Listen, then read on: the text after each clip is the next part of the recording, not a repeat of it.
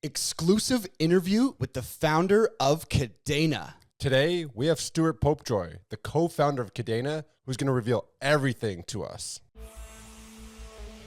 Welcome to the Bean Pod. This is your place for all things stocks and crypto. From beginner tips to expert picks. Use this as fuel for your investing journey, because when you're in the know, your money will grow. This episode of the Bean Pod is sponsored by BitGet. BitGet is the most user-friendly and secure crypto trading platform for both beginners and experienced traders. BitGet is the best place to not only trade Bitcoin and Ethereum, but also all the small cap gems that we discuss every day. With 24/7 customer support, leverage trading, and a wide array of other advanced features, BitGet sets itself apart from every other centralized exchange. Through Beanstalk's official partnership with BitGet, you'll receive 15% off all trading fees when you sign up using the referral link in the description. All views expressed by speakers on the Bean Pod are solely their opinions. You should not treat any opinion expressed on the Bean Pod as a specific inducement to make a particular investment or follow a specific strategy, but only as an expression of their opinion. This podcast is for informational purposes only. Welcome to the Bean Pod. This is Shane, aka the Jolly Green Investor. And this is Josh, the Nifty Investor. Today we have a very special episode where we have an exclusive interview with the founder of Kadena himself, Stuart Popejoy. This is a rarity. Stuart, welcome to the show. Great to be here, guys. Lovely. Thanks for having me. Let's jump right into it. I know a number of our viewers and listeners are very familiar with Kadena. So for anybody who's new to our channel and any new listeners out there, maybe you could elaborate on what exactly is Kadena and what problems are you solving? Sure, yeah. So I'm Stuart Popejoy. I'm the founder of Kadena. And Kadena is a company that me and my co-founder founded in 2016. And we launched our network in 2019. We're the only scalable proof of work blockchain, and to our minds, the only scalable blockchain in crypto. And we have to complete that a simple and secure smart contract language called Pact. The big selling point of Kadena is that we solve what the blockchain community likes to call the trilemma. Usually it's like security, scalability, and decentralization. You can only have two. We're like, why not three? Because our network because we use a braided chains technique to bring many blockchains together into a single network, we can add chains whenever we need to provide more scalability, and most importantly, keep transaction times and most importantly gas under control. And that means that while other projects claim to be scalable in the sense that they say, oh, we're fast, or we can do this many transactions per second, problem is they hit a hard limit, or it's a non-uniform network. In our case, we have true horizontal scalability. We can scale to any demand on demand. Interesting, right? So, we've been covering Kadena on this channel for years now. And the fact that you guys, I'll be honest, a lot of projects in crypto say they've solved the trilemma. You can go onto the website of almost any layer one. Everyone says they're the most scalable, they've solved the trilemma and all that stuff. But what really attracted us to Kadena from the start was, one, the technology that you just kind of briefly described, and two, was your experience, right? So prior to Kadena, you led JP Morgan's emerging blockchain group. So that, Josh and I always like to look at what's the team doing? What kind of experience does the team have? Do they have any really interesting connections that could kind of put their project in the lead in certain ways? So can you tell us about that experience and how it has maybe helped build Kadena to where it is today? Sure. So, a little bit about me. I've been in technology since the 90s. In around 2000, I came to New York and started working in trading and exchange technology, ending up at JP Morgan in 2011, and building trading systems that were handling 600 million, 700 million a day of volume. I moved into the emerging technology group, which would become the blockchain group, because that was obviously where the excitement and where the innovation was happening in enterprise technology at that time. But the key thing to note there is that if you've worked on the systems of the scale, and especially in financial, with financial networks and things like that, that you can say all you want about how good your technology is, but you actually have to have experience with something that has actually fallen over a few times and really handled the kinds of things that like a production environment can throw at you before you can start talking about things like scalability, because scalability is different for every case you throw at it. So when we came out with a private blockchain, we came out with a more scalable private blockchain. When we switched to public, we weren't going to just go out there with something that we knew would fall over. I mean, that was a theme when we were at and my co-founder I hired at the blockchain group because he had great experience as well, not just financial, but he had also worked at the SEC. He actually was one of the founding members of their cryptocurrency steering committee. So there's, in general, like we come at this from the point of view of like, what's actually going to work, what giants' shoulders can we stand upon, as opposed to like making it all up ourselves. There's a thing in crypto, which is that there's a focus on cryptography, understandably, but we look at a lot of the cryptographic problems, at least as insofar as they impact scalability, as largely solved problems, and we want to bring something to the to humanity that actually works and can actually scale without really having to make any excuses. And finally, we like proof of work because proof of work has is superior from a security point of view, it's superior from a decentralization point of view, and its biggest problem was that it was not efficient. And so scalability doesn't just make it that we can service any need, it also means that we solve the biggest problem with proof of work, which is that it's inefficient. Yeah, that's an excellent point. Expanding on the proof of work scalability, everything that Bitcoin claims to be and what it is, and you guys are making that better. And it's excellent to hear that you've been in the space since the 90s, because you have a lot of projects coming out where people don't necessarily have the expertise. Like, oh, crypto's hot, I'll just start a crypto project. But you've been doing this for years. And you alluded to something about the other co-founder. I believe his name is William Martino, and he is the current president. And you mentioned something about the SEC, and he helped start the SEC's crypto group, or the crypto committee. Has this, in fact, helped shape Kadena's compliance measures at all? And if so, how has this connection helped with, getting clarity from the SEC? Because we haven't really seen much in the space so far. Don't look to the SEC for clarity. That's not coming. And we're kind of neutral on the SEC in terms of like, we understand what they're trying to do, but I think there's room for improvement, to say the least. But we are sympathetic to what to the idea of protecting investors and all that kind of stuff. Also, it's just important to note that Bitcoin enjoys a very special place in the regulatory universe, in the sense that it's considered a straight up commodity, and that is directly because of proof of work.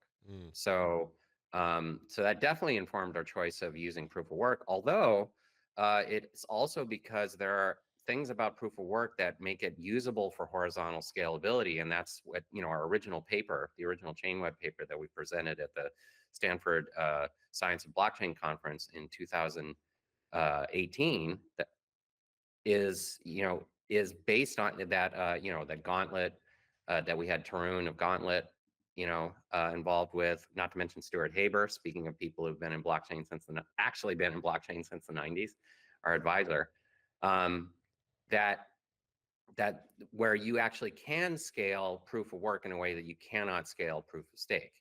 So there's always new work going on, but the point being is that even there, we were using concepts that already existed. We were using the Adam Back paper on side chains, before Lightning existed. They were talking about doing a similar thing to what we ended up doing. We just added graph theory to that and made it possible that you could have networks of any size, but you can only do that with proof of work. Yeah, we've definitely started to see a bit more of a movement back towards proof of work. I think there was a huge movement towards proof of scale with, the rise of Ethereum over the last, 5 years or whatever. But then it seemed like there was a lot of attention back onto proof of work projects. For example, we saw a massive run. Caspa became very popular, obviously with the Bitcoin ETFs and everything. Proof of work with Bitcoin is coming back into the spotlight. But what we've been covering, as I mentioned, Kadena on this show for a while, and we've talked about things that differentiate Kadena's proof of work from other projects. Things such as the gas stations, whereas Kadena has technology that can help pay for the gas in transactions, and then also the different ways that you guys scale. So can you maybe just continue along your last point and tell us what exactly about the proof of work that Kadena is building makes it so special compared to the other projects that are also working on proof of work? Well, I think one of the main things is that since I have a background in actually scaling industrial scale systems, is that one of the most important things you can do is understanding what scaling does and what it doesn't do. You talk to a lot of these projects and they make it sound like you're going to get scaling for free and you're going to get a pony and everything's going to be just wonderful. But the fact of the matter is that what we provide is a horizontal plane of linked blockchains. And that is the most powerful idea that you can have right now in crypto, because it doesn't magically, it doesn't claim that like all those are, that like something happening on this chain magically shows up on this chain. It doesn't. Something that happens on this chain, it's extremely easy to message it over to the other chain. You can do so securely, trustlessly. One of the ways we like to talk about Kadena is that we don't have to go layer 2 centric like Ethereum did, because we're already a layer 2 to ourselves. If you find, it's not that individual chains can't get congested and sometimes even have a small spike in the price of gas. The point being is there's something you can do about it. You can go to another chain. You can actually protect yourself against situations where you might run into congestion by scaling your app over 4 or 5 chains. But the point being is that it doesn't try to solve everything for you, and it doesn't try to come at you with a token-centric point of view or an NFT-centric point of view. It just says, here is the network, here is the substrate you can develop on. You can solve that problem in multiple ways. And whenever we get to the point where right now we launched with 10 chains. We scaled without a hitch, without an outage, to 20 chains in 2021 or 2020, maybe the summer of 2020. And we can scale to 50, 100, 1,000, 10,000. So it's something that we've shown that we can do, and we will do it whenever is needed. And that's just different, because if you look at a lot of the scaling solutions, they make it sound like, a developer isn't going to have to worry about it and they're never going to run into problems. And if you've been in the industry, you've heard these things before. There were things like, financial industry, people are always trying to sell things to financial industry. In the 2000s, it was these distributed hash maps that are going to make it that you never had to worry about where your data was. Nobody in fintech uses that stuff, or in trading tech uses that stuff. Everybody in trading tech knows that you have to understand your scaling solution down to the very bottom of your stack. Otherwise, it's going to eat you alive. So with Kadena, you don't have to worry about, there's always a chain waiting for you that has the capacity you need. But it's not going to like magically move you over to that chain. You have to, as a builder, you need to plan out what your resource usage is, and then you need to develop accordingly. 10 to 20 changes very quickly there. And then, mentioning that you can go to 100. Is it really easy to go from 20 to 30 chains or 20 to 100 chains? Like, is it instant or? Yeah, line of code. Wow. I mean, it doesn't happen automatically and that's by design, because, there's a period in which the network adjusts a little. And, so when we did it, it was pretty, that's why it's really great that we did it, is that we know what it looks like, we've done it, and now we can do it again, and we know exactly what's involved. But it's not dynamic. It's something that we would do, when, we could have already, this is one of the things that makes Kadena different. We could have already scaled to 50 chains. We could have already scaled to 100 chains, but we haven't hit full utilization. We have, basically free gas on Kadena. So yeah, I made a swap the other day. It was $100. Yeah, on Ethereum. Yeah. So we're not going to do it until, we're going to do it, and we're not going to wait, and, we're going to be ahead of the game on it, because that's easy. It's an easy thing to do. But yeah, it's something, it would go out with a network, it would be a network fork, like we do regularly to upgrade the. Okay, great. That helps me wrap my head around it, because it sounds like it's a huge thing to have to move it. So the scalability for Kadena sounds excellent. So you guys are have been making a huge splash with this brand new marketing campaign in New Kadena.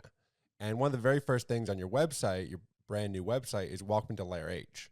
And it claims that there are no other layer 1 or layer 2 solutions capable of scaling to serve all of humanity. Could you tell us a little bit more about New Kadena and this layer H? Yeah, so I mean, layer H is a representation of how our technology is meant to serve humans. So this is part of our vision. Our vision is that that the internet and crypto as well has not served humanity like it should. It's pretty obvious on the internet. I mean, people are, I think things are looking a little better for crypto, but crypto's come in for a lot of criticism about what it, claims it's made and what it's actually achieved. That's indisputable, but but we're believers in crypto and we're here to be part of the solution, and that's what Layer H is about for crypto. But when you talk about the internet as well, you're talking about something where centralization, where your information is bought and sold, where as a user you're the product, you're not the client, you're the product. This is something that we're big believers in crypto, because we believe that crypto can provide a new model to humanity. And that's why it's important that we get past some of these roadblocks we're hitting with layer 1, layer 2, roll-up centric, some of the things that we're starting to see with optimism, with optimistic layer 2s. Ethereum's moving to this layer 2 centric architecture, which is great, and it's a great way to make Ethereum serve more people. But the point is that then you need layer 2s that aren't flaky. And one of the great things is that as we start rolling out the Hyperlane Bridge, as the stuff we're doing with Lurk comes online, we're going to be able to interact with that roll-up centric part of Ethereum and bring that world to Kadena. And the great news is, when you come over, it's not going to immediately turn into the same kind of situation where as soon as that increased adoption happens, all of a sudden you're back to the same thing where you have ridiculous gas prices. And it's important to understand what something like ridiculous gas prices do socially. Because like a whale can trade on a DEX, and it doesn't matter if the transaction costs $100, because they're moving like 10,000, 100,000, whatever they're moving. But it's when people want to use these things for more human scale kinds of things and not just speculation, it's important that these costs stay low. And it's this is why scalability is not just about. That's why we really are, we're really excited about our bridge efforts, because we really want to bring this like kind of truly scalable layer to all of humanity. And that includes Ethereum. That includes the people who are using all the assets on Ethereum. Right. Yeah. I mean, look, ever since the dawn of 2024, we've seen a ton of very interesting and exciting things come out from Kadena's camp. A lot of teasing of potential integrations, new product launches, partnerships, and this all kind of comes, in conjunction with the new Kadena, the Layer H.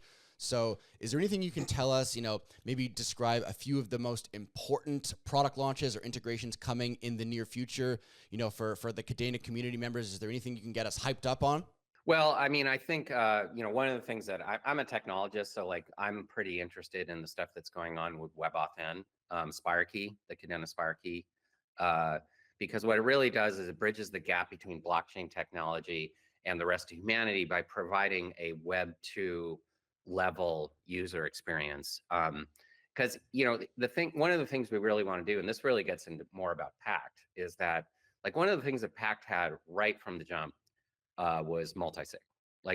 It's as easy to secure your account with 2, 3, 10 signatures as it is to use a single signature. And in fact, Pact is designed to make it that the developer can't stop you from using multi-sig.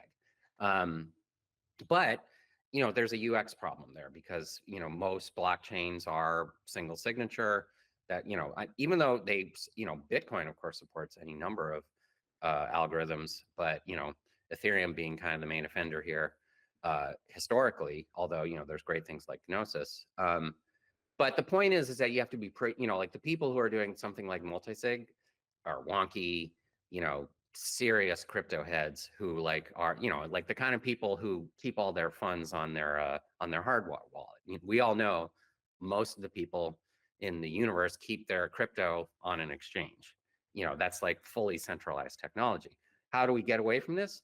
We make it that owning coins and securing them is as simple as signing with your phone, signing with your computer, signing with your watch, uh, having your, spouse come in and sign, things like that, and making it that it's easy and seamless, and it's just as easy as using any application on the web.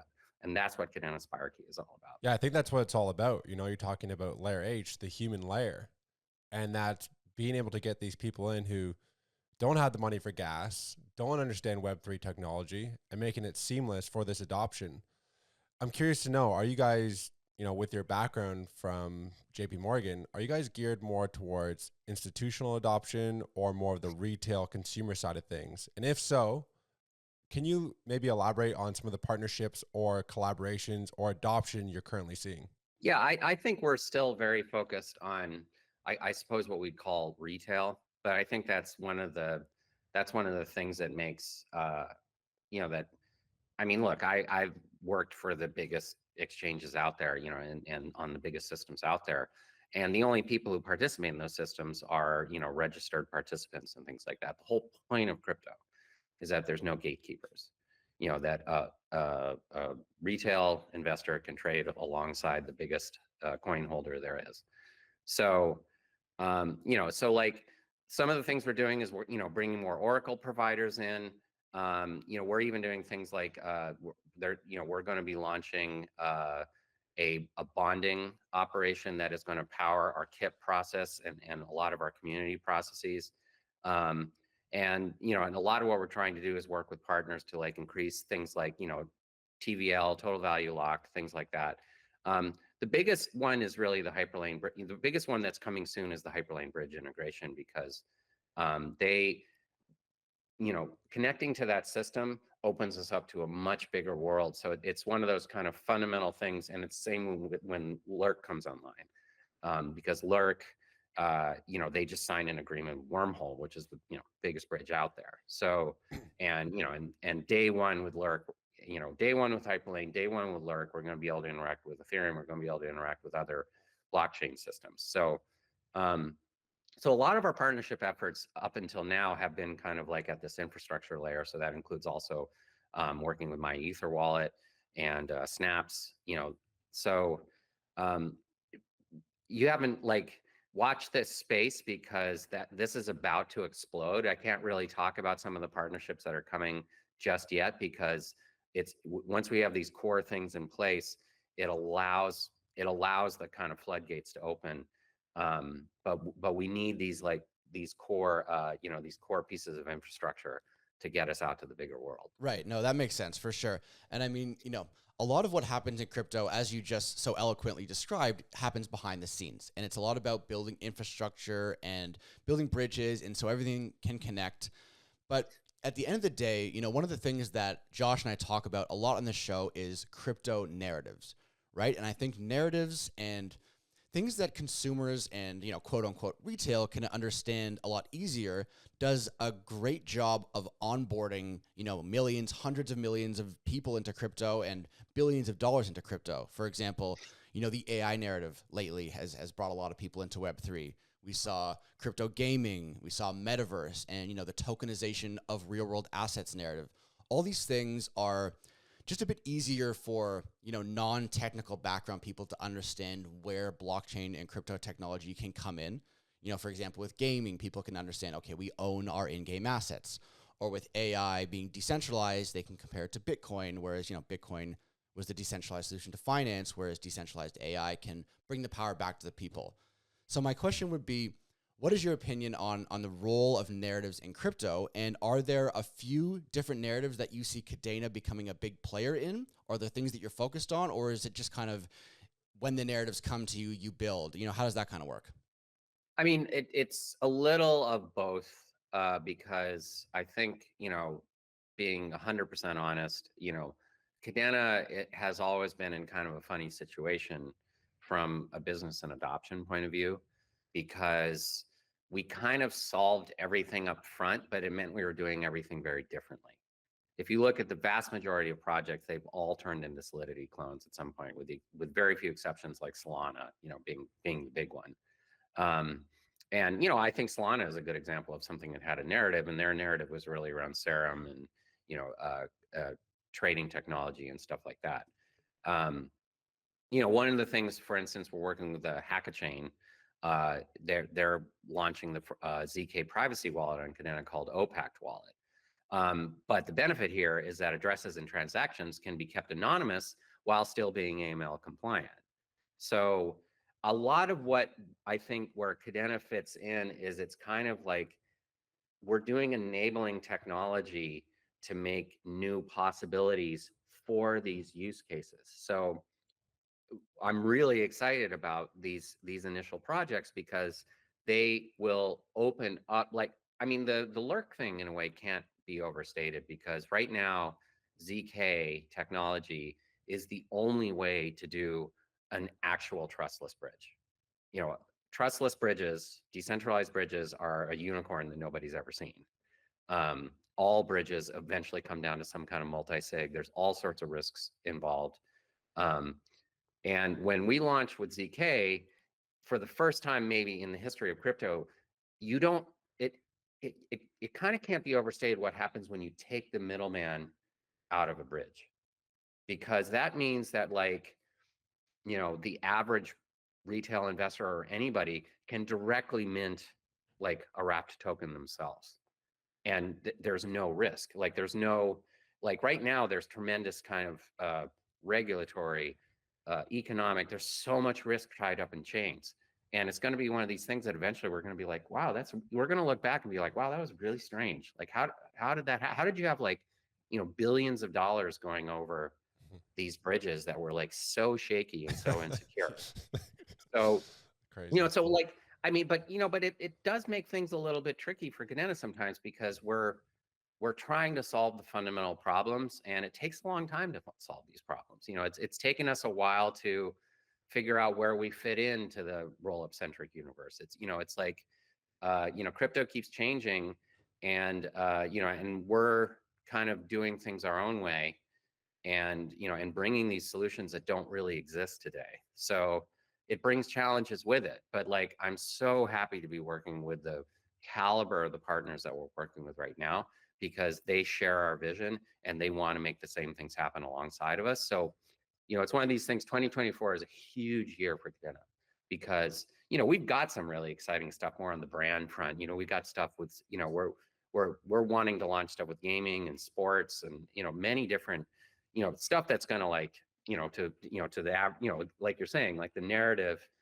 I mean, I personally, I think SpireKey and making like custody, like warm and fuzzy, you know, like the classic thing, like you take to your grandpa or something like that, you know, like you can own crypto and it's not scary. Like, Yeah. I mean, what a concept, you know? So I'm excited about that, but, you know, that's a little wonky. I think once we get these things really up and running is when you're going to start seeing the narratives show up that are, you know, that are really going to cut through to people, because again, we're trying to, like, change it from the ground up. Yeah, for sure. No, I can read between the lines here. It's like, look, there's a lot of things that are happening behind the scenes, infrastructure wise.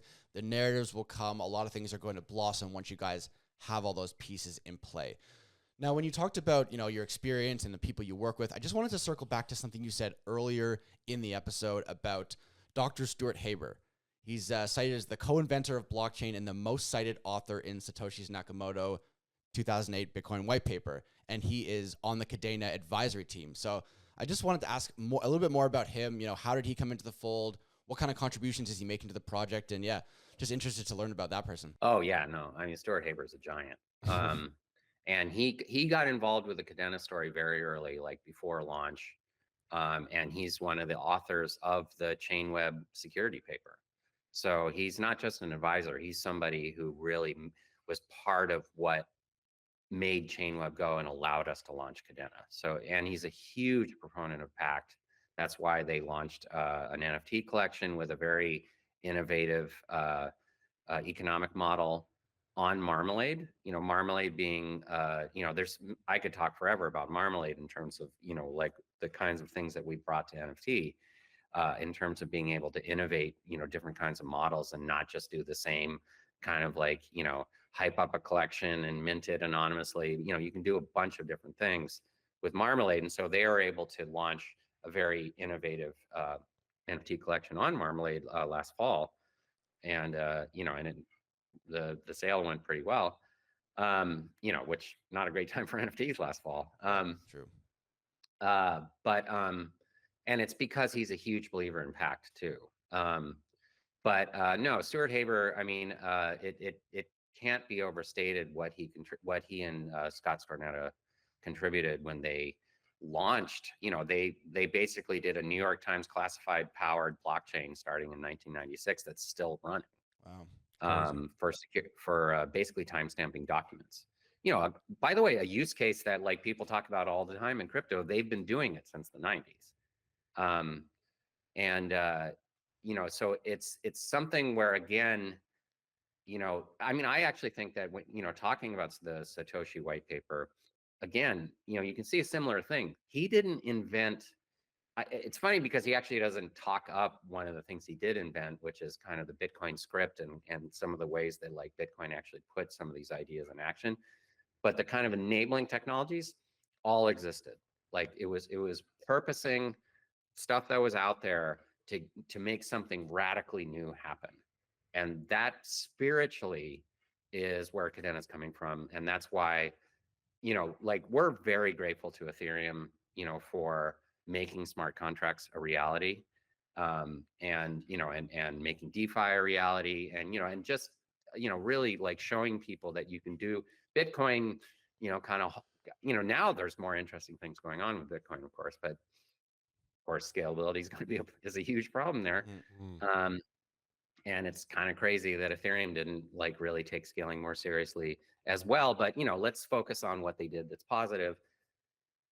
Bitcoin was the first one, and there was a focus on, again, standing on the shoulders of giants like Stuart Haber to, bring something to the people.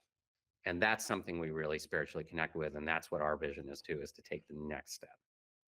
Well, I don't know about you, Shane, but listening to Stuart today got me super excited about Kadena. Yep. You guys have a stacked team with advisors.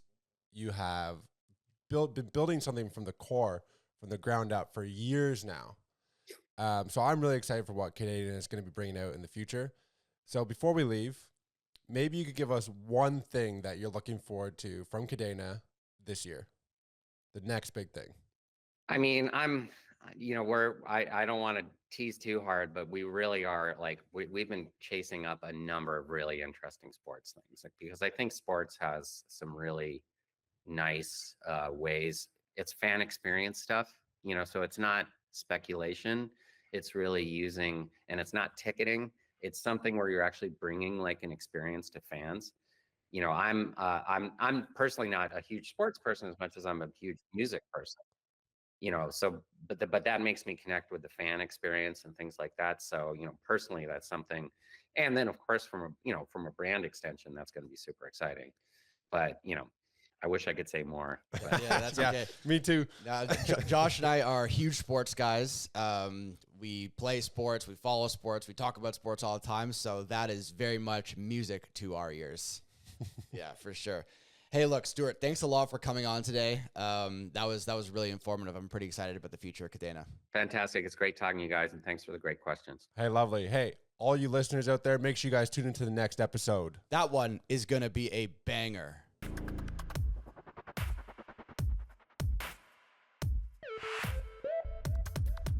All views expressed by speakers on the BeanPod are solely their opinions. You should not treat any opinion expressed on the BeanPod as a specific inducement to make a particular investment or follow a specific strategy, but only as an expression of their opinion. This podcast is for informational purposes only.